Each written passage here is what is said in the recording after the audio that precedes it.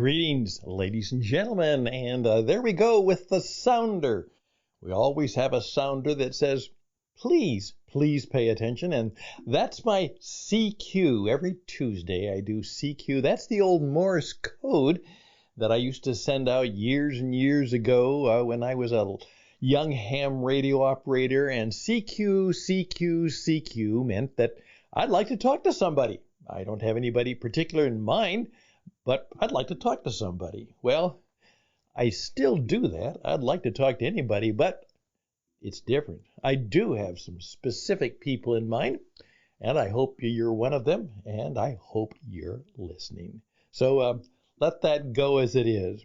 Little thought for the day, and I borrowed this one from the Epic Times. Here's the wisdom for the day. If people knew how hard I worked to get my mastery, it wouldn't seem so wonderful at all. That's attributed to Michelangelo. If people knew how hard I worked to get my mastery, it wouldn't seem so wonderful at all. Something to think about when you want to do wonderful work. By the way, the next article that is there, this is why you have gray hair. I didn't read that, but I'm going to. But you see, that's one of the advantages I have. You don't know if I have gray hair. If you look at my picture, you don't even know if I have any hair at all, because I just shaved what's there all off.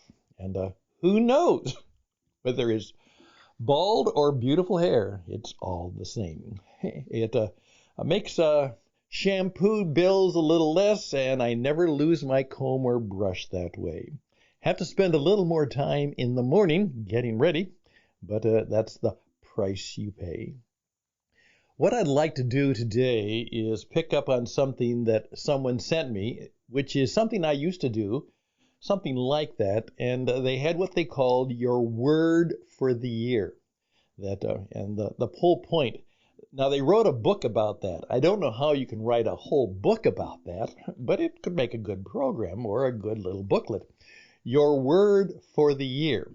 And we are encouraged, of course, to choose a word for the year that is kind of something to guide or guard or inspire us to do our best in the coming year. Well, I have a little bit of that I'd like to talk to you about today, because I have, I believe, a crucial word that's going to characterize, hopefully, some of my work that I do, and maybe the work that we do together. So that's what the program is all about. One word for 23. The program begins right now.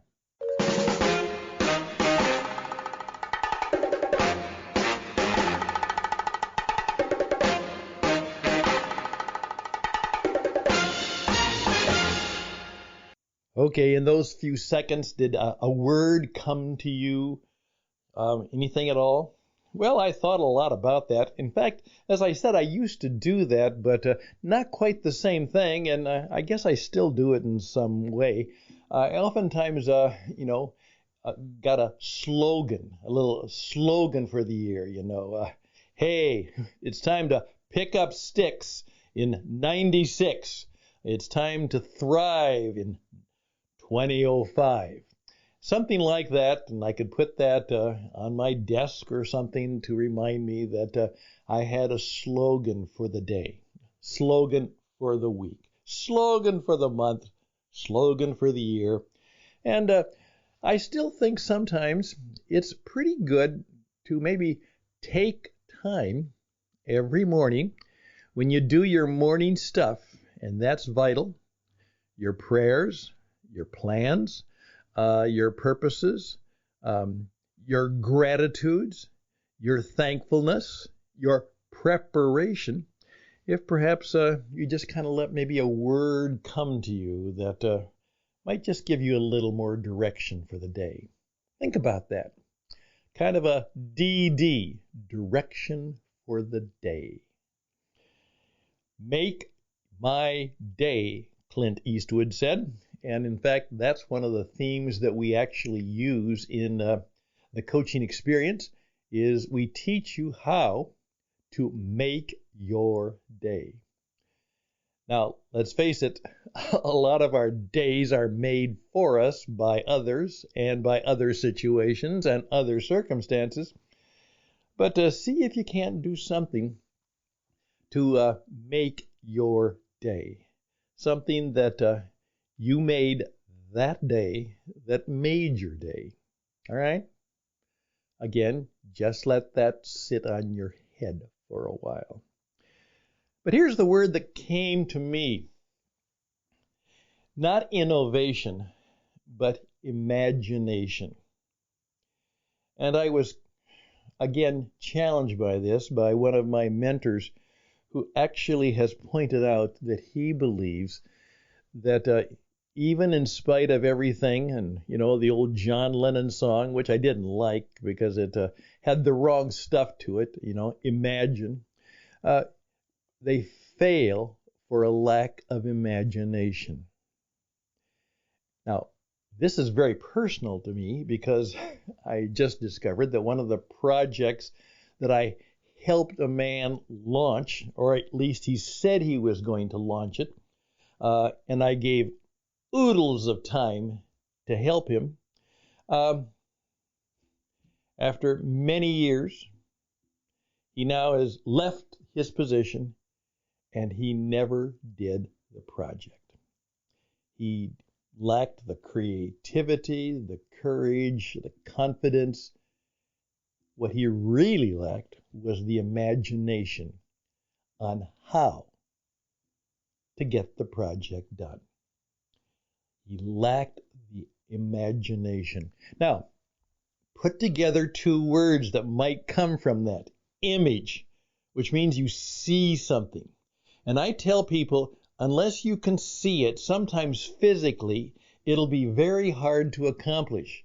That's why when I will encourage you to write your book, the first thing I will do is tell you to design the cover. Now, no one else ever says that.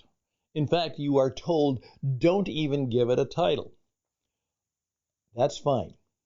But you should give it a birth title, but you don't have to give it a launch title. That we can decide after the book is done and ready to be presented to the world. But it's very good for your own personal inspiration whenever you have a project before you, and it's an important project. Find a way to create images of it, pictures of it, in your own heart, mind, spirit, and on the wall.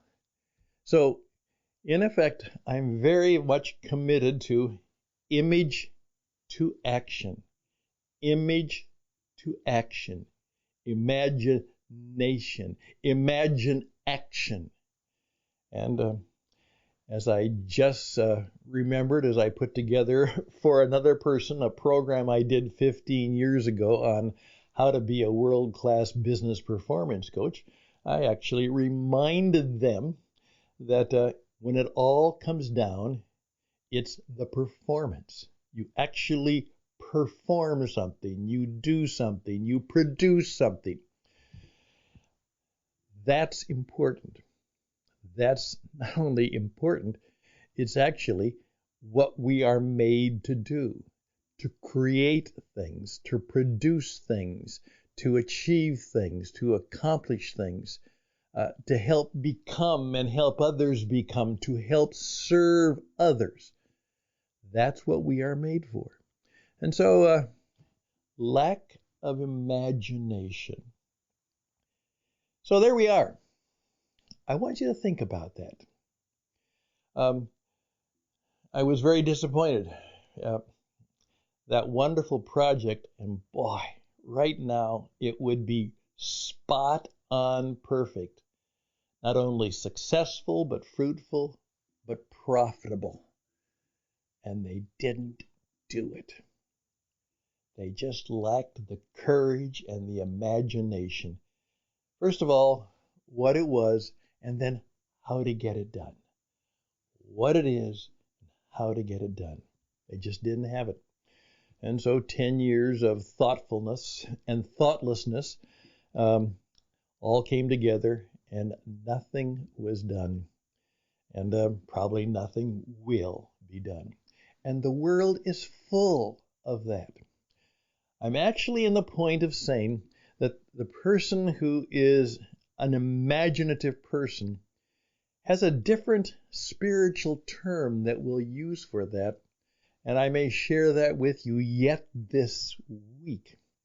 But it is the role of you as a human being to not only seek to be in production, but to be using your God-given gift of imagination.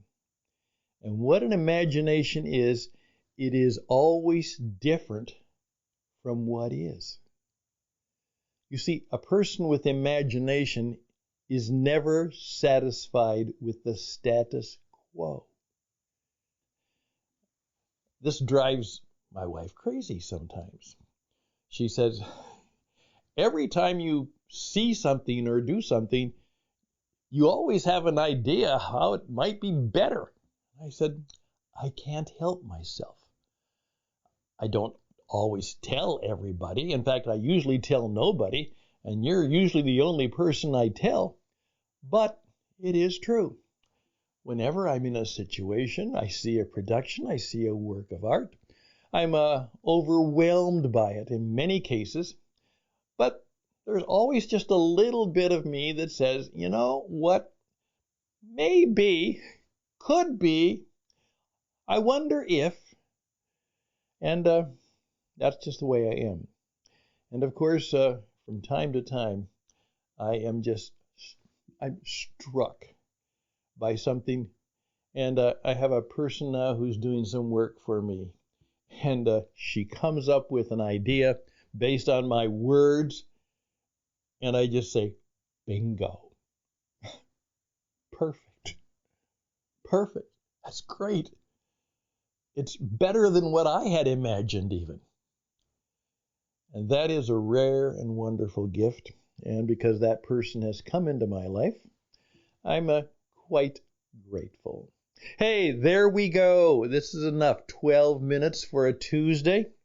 But I want you to be thinking about that. What might be your word for the day?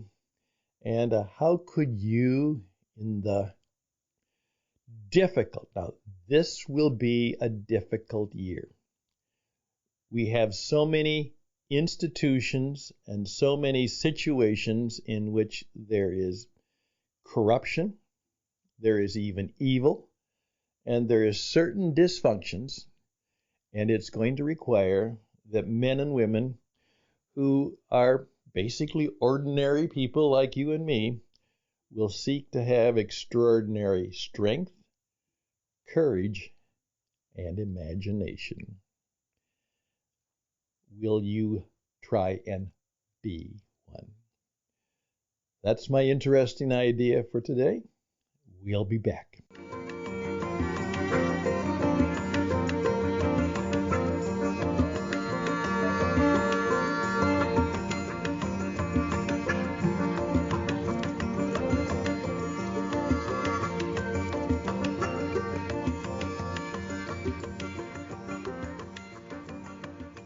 By the way, this is brought to you by What It Takes Radio, and I am the leader and the founder of that, and I want to change radio and reinvent it. Literally, when I was right in it, it took millions and millions of dollars to build and run a worldwide radio station, and only the very fortunate got that opportunity. And only the people who could raise a ton of money or have it were able to do it.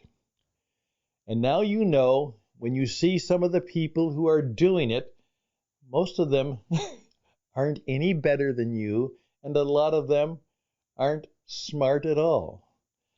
They think that cute and clever is a substitute for character and creativity and confidence and compassion. A lot of phony Maronis are on the phony media. So I want to help people like you who are actually doing other things of value to tell your story, sing your song, show your stuff, and demonstrate goodness to the world and how you can be helpful to others. And in the meantime, you're just helping them by doing just exactly this. Standing in front of a simple microphone and telling your story and sharing your wisdom, your insight, your truth, your sense of humor, and even a touch of entertainment.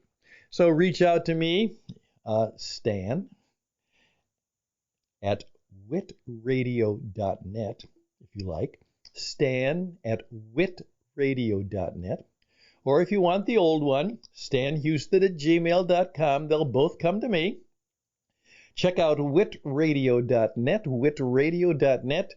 And in 23, you and me are going to get you on the radio.